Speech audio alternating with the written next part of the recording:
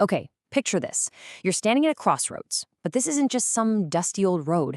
This is a crossroads in reality itself. On one side, you've got this path of just brilliant light, and it's expanding. It's like unseen forces are actually clearing the way for you, guiding your every step. And then there's the other path. It's shrouded in shadow, and every step you take seems to pull more and more darkness around you, making the gloom even deeper. Now, this isn't some fantasy novel. According to the ancient wisdom of the Zohar, this is the fundamental physics of our existence. Every choice, every single intention places us right here, at this crossroads. And the universe, it doesn't just sit back and watch, it responds. All right, let's dive right into the heart of it. The entire architecture of our journey today is built on this one incredibly powerful statement from the Zohar. Now, at first glance, you might think, okay, that's a nice proverb, get what you ask for. But the Kabbalists saw something much, much deeper. This isn't a moral platitude, it's a fundamental law of metaphysical physics. And you have to pay attention to the language here. It's so precise. It doesn't say, if you're good, you get a reward, or if you're bad, you get punished. No, it says, if you come to purify, Masayin lei, you are assisted, you are helped. But if you come to defile, Pachin lei, they open the way for you. That distinction, that is everything. It's the difference between having an active support system and having someone just remove the guardrails on a really dangerous road. So here's our roadmap for this journey. First, we're going to dig into this crossroads in reality and understand the forces we're actually activating. Then, we'll decode the law of resonance itself. After that, we are going to map out the cosmic engine using the Kabbalistic blueprint, the Sifirot. We'll trace the two completely different paths that our choices create, see the system in action with some really cool analogies, and then, finally, we're going to bring it all back to you and put you in the driver's seat. Okay, let's jump in. Our reality, the world around us, it's not some passive, empty stage. Not at all. It's this dynamic, living environment, just humming with spiritual forces, potentials, and currents. And our choices, they're not just actions we take. They are broadcasts. They are signals that we send out. And these signals interact with this whole spectrum of forces, activating specific frequencies and literally drawing them into our lives. Now, to really get the defilement side of this equation, we have to talk about the klipot. The word literally means husks or shells. And it's so easy to just think of them as, demons or evil spirits, but that is a massive oversimplification. Kabbalistic texts like the Etz Chaim describe them more like metaphysical constructs of concealment. They're the spiritual static, right? The forces of fragmentation and self-interest that surround the core of holiness. And here's the kicker. They don't have their own power. As the Shar HaGavano explains, they're parasitic. They latch onto and draw their energy from our negative choices, our anger, our lies, our selfishness. Think of them as the corrupted system vials in that cosmic operating system we're about to explore. So here's the key idea. Think of your soul as a cosmic tuning fork. When you perform an action rooted in purity, maybe an act of selfless giving or a real search for truth, you strike a clear high frequency. That's the frequency of Kedusha, or holiness. And, well, like attracts like. This vibration resonates with corresponding divine forces. In fact, the Shar HaGilgalim, the Gate of Incarnations, teaches something pretty mind-blowing, that the actual souls of the righteous who have passed on can be drawn to help a person on this path. It's a real spiritual support system. But on the flip side, an act of impurity strikes this discordant, low frequency, and that resonates with those klipot we just talked about. As the Pardes Harmonium explains, it doesn't just attract more negativity, it actually reinforces the pathway, making that next negative choice feel easier, more natural. The path of darkness gets reinforced. Okay, now we get to the real secret, the sod of this law. And to truly wrap our heads around this, we need a powerful modern analogy. Let's stop thinking about the cosmos as a kingdom with a king for a second, and instead, let's imagine it as a vast, intelligent, and totally impartial operating system. Let's call it Reality OS. Every single soul has user access, and every choice we make is a command line input. This slide lays out so clearly how the Zohar's promise of help actually works. When you initiate a constructive action, what we're calling the purity protocol, the system recognizes this as authorized code. It's a system-critical process, something that's aligned with the whole purpose of reality. So what does the OS do? It doesn't just say okay, it actively supports it. It starts allocating more resources, more CPU, more memory, more bandwidth, to make sure that process runs as smoothly and effectively as possible. The help you get is literally the system deploying its own subroutines to assist and amplify what you started. It's not magic, it's just good code getting full system support. And then, of course, you've got the defilement protocol. When you run a destructive action, malicious code, the system's firewalls go up. But, and this is so important, the system is impartial. It will not delete your code. Free will is the prime directive. So instead, your malicious code is allowed to run, but it can only connect with the system's corrupted files, those clipbots. This creates an entanglement, and this is what the way is opened for him means. The system removes the safeguards. It lets the full consequences of your code execute, which creates security holes, system instability, and backdoors for even more malicious code to get in. See, the system isn't punishing you. It's just perfectly executing the program that you wrote. So if we really want to understand how this cosmic operating system functions, we've got to look under the hood.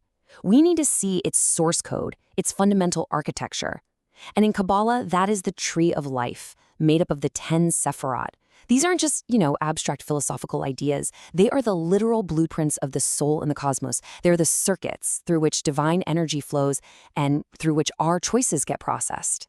It all starts right here, where we are, in Malchut, which means the kingdom. This is our world, the physical reality we see and touch every day. In our OS analogy, Malchut is the user interface. It's the screen you're looking at, the keyboard right under your fingers. It's the command line, where our free will is the primary input, and every single spiritual process, good or bad, gets initiated from here.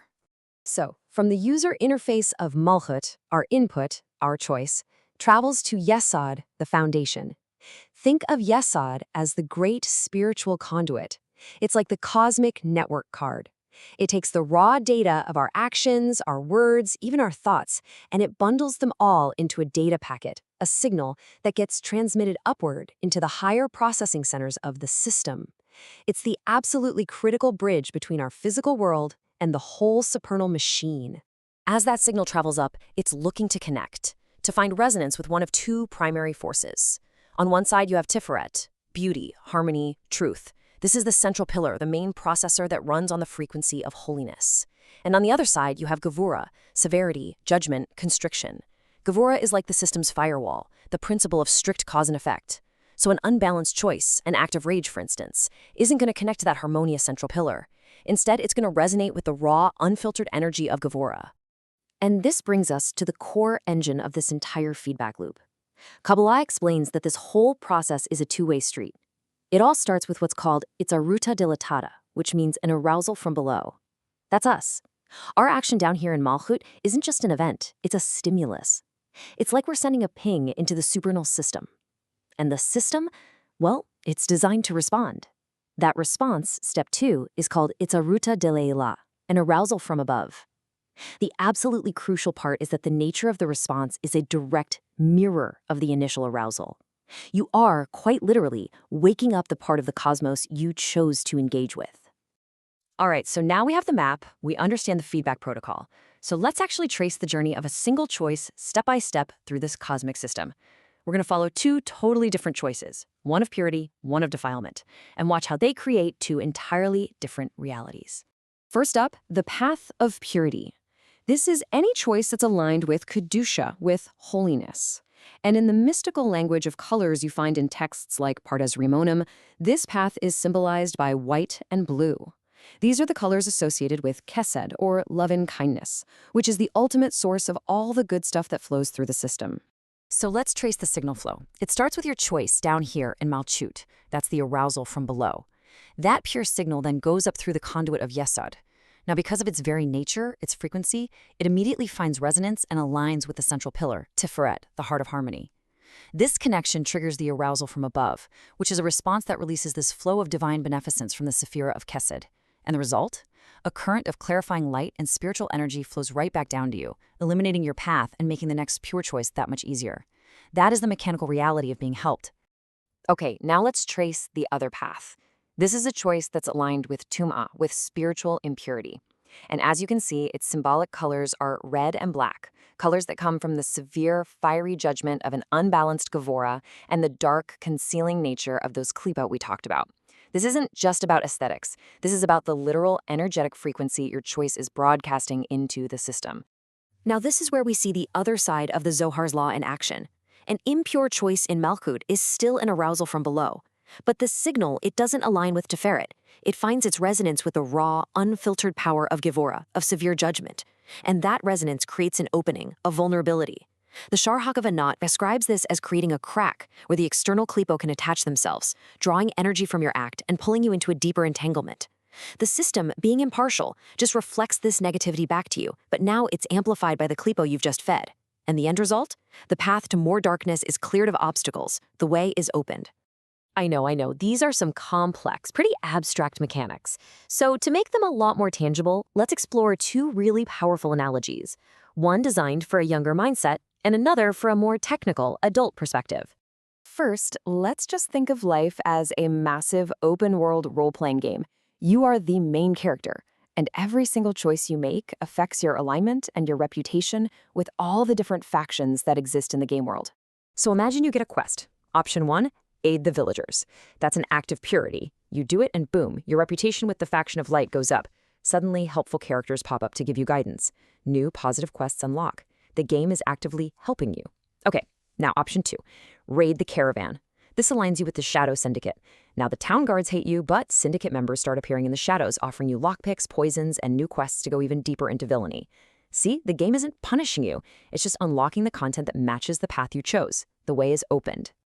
All right, now for a more technical model. I want you to picture the entire universe as a vast, self-regulating energy grid.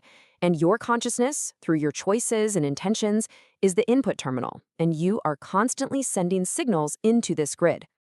Let's just break down the protocols you see in this table. If you look at the purity row, the input signal is clean. It's coherent, like a laser beam.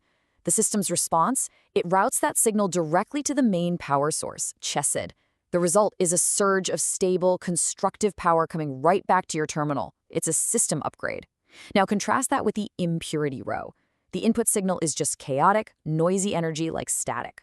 The system's circuit breakers, Gevurah, activate, and the signal finds resonance with the parasitic drains on the grid, the klipot. The result? The parasitic load increases, the pathways for this dirty electricity get strengthened, and you get system degradation. So we've journeyed through these deep cosmic laws, we've looked at the Sephirotic blueprints, we've played with some advanced analogies, but now it's time to bring it all home. Because this vast, complex, incredible system, it all pivots on one single point. You. This is your turn at the wheel. So if you take away one thing, let it be this. The universe is not indifferent. It is not a cold, empty void, and it's not some capricious deity playing games. It is a mirror. It is an active, living system that is designed with one primary function, to reflect and to amplify the exact energy, the exact signal that you choose to project into it. The help and the opening, they are not external rewards or punishments. They are simply the universe faithfully mirroring back the path that you have already chosen. You know that crossroads we talked about at the very beginning? It's not a place you visit once in a while. It's where you live, every moment of every single day. Every thought, every word is a signal you're sending out, a path you are choosing. And so the only question that really matters is, right now, in this moment, which signal are you sending? Thank you for joining us for this complete journey through the Pardes. We hope these ancient truths help you and your family improve your own dimensions this week. If you enjoyed this full chapter deep dive, please like, subscribe, and share which part of the journey touched your soul in the comments. We'll see you in the next chapter.